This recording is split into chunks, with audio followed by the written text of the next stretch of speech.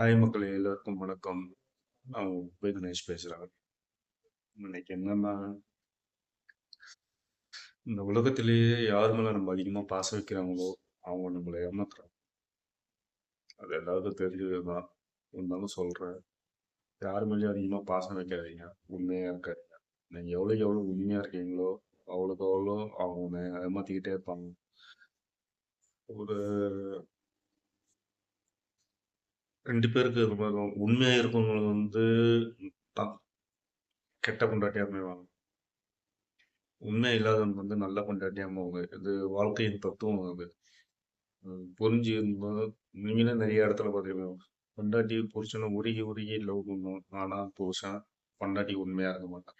அதே மாதிரி புருஷன் பொண்டாட்டிக்கு உண்மையாக இருப்பான். ஆனால் பொண்டாட்டி புருஷனுக்கு உண்மையாக இருக்க மாட்டான். இதுதான் வழக்கம். வீடியோ உங்களுக்கு பிடிச்சிருந்தால் லைக் பண்ணுங்க, சப்ஸ்கிரைப் பண்ணுங்க, ஷேர் பண்ணுங்க, கமெண்ட். பாய்.